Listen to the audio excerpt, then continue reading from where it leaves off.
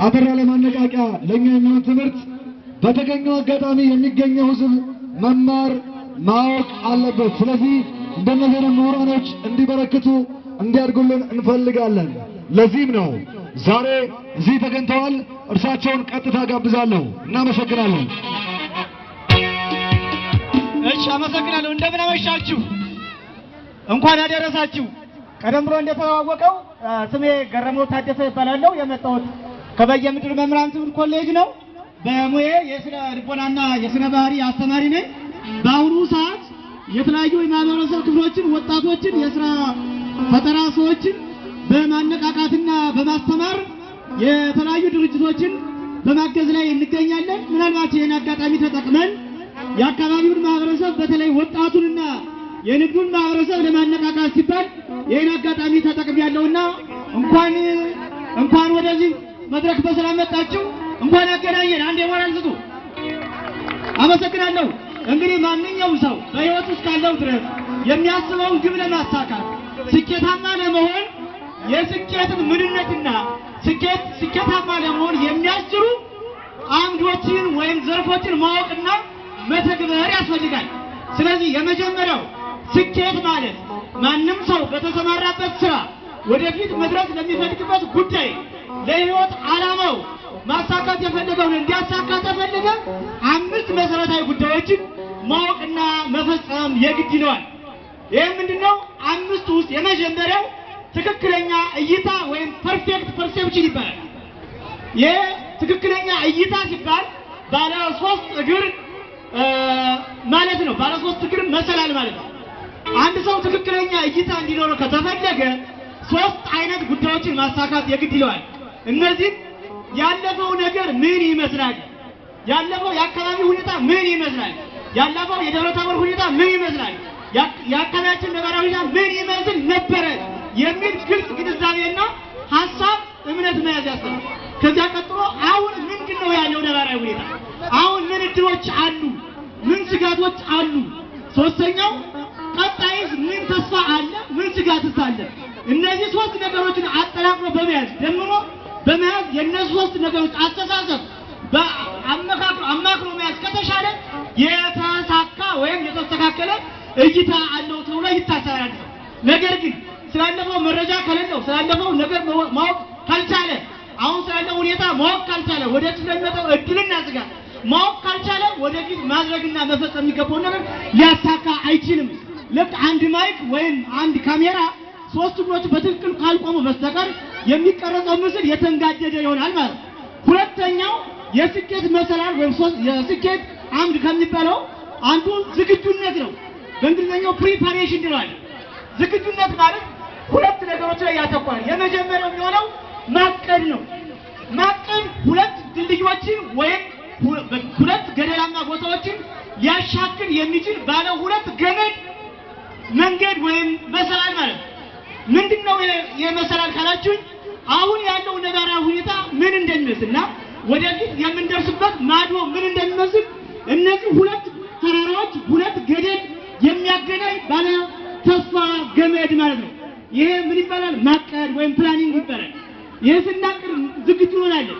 ሁለተኛው ከማቀድ ጋር በተያያዘ የሚነሳው ነገር የክህሎት ዝግጁነት ይባላል ወይም ስኪል ፕሪፓሬሽን ምን ይባላል? በአጭር ቋንቋ አንድ ሰው መጥረቢያውን እንጨት ከመፍለጡ በፊት ከመቀጥቀጡ በፊት መጥረቢያው በትክክል መሳል መቻል አለበት ወይም መጋዙ በትክክል መፋረድ መቻል አለበት። ስለዚህ በተሰማራንበት ሙያ በማንኛውም የሥራ መስክ ቢሆን ለዚያ ሥራ መስክ የሚያበቃ ክህሎት አለን ወይ የሚለውን ጥያቄ ማንሳትና መፈጸም ማሟላት ይጠይቃል ማለት ነው።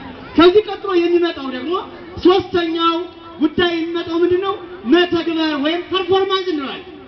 መተግበር ብዙ ሰዎች ያስባሉ፣ ያቅዳሉ፣ ያልማሉ። ነገር ግን ያሰቡትን ያለሙትን የተመኙትን ነገር ከመፈጸም ይልቅ እንደ ዳመና ተንጓሎ የሚቀር የጥቅምት ዳመና ሆኖ ይቀራል።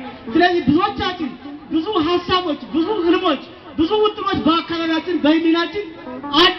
ነገር ግን እንዳለመታደል ሆኖ ብዙዎቻችን ያሰብነውና ያቀድነውን ነገር ከመፈጸም ይልቅ ነገ በማለት ምናልባት ደግሞ ከአሁን በፊት የተሰማሩ ሰዎችን በማየት የእነሱ ውጤታማ አለመሆን የእኛም እንደነሱ ውጤታማ አለመሆን በማለት በመዝጋት ከመፈጸም ወደኋላ እንቀራለን።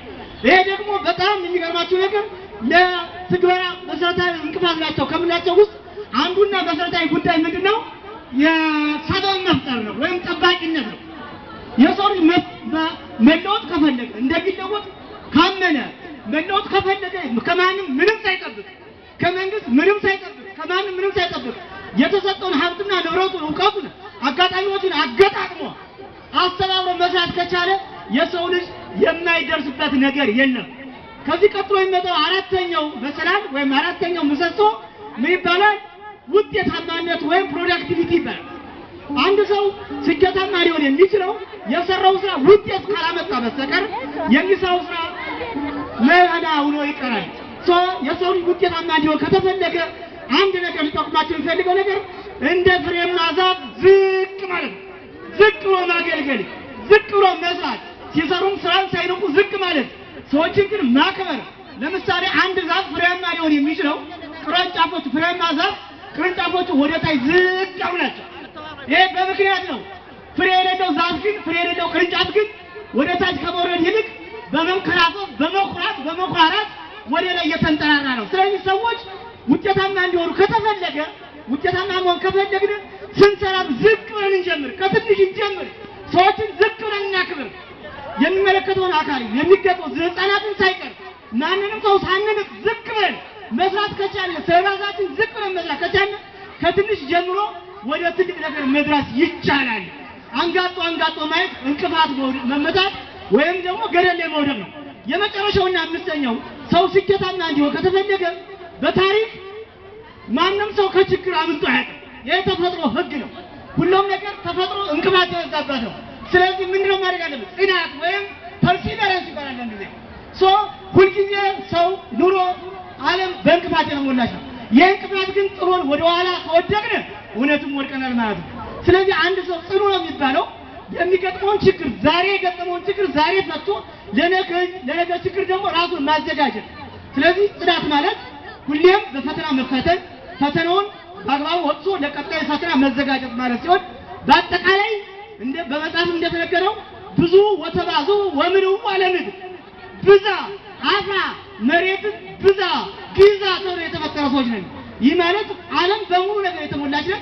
እኛም በተፈጥሯችን ተሰጥቶ ሰጠን ያደግን የተሰጠን ሰዎች ስለሆነ ማንም ሰው ከፈለገበት ቦታ ከፈለገበት ደረጃ መድረስ ይችላል። ለዛሬው በዚህም ቃል ሌላ ጊዜ እየተገናኘን ስልጣን መስጠት ያለው እጅግ በጣም አመሰግናለሁ። ሞራል ስጥልን እስኪ አንዴ ለጋሼ። አዎ ከዚህ ላይ ሙዚቃ ብቻ ማቅረብ አለባችሁም። እኛም በምንችለው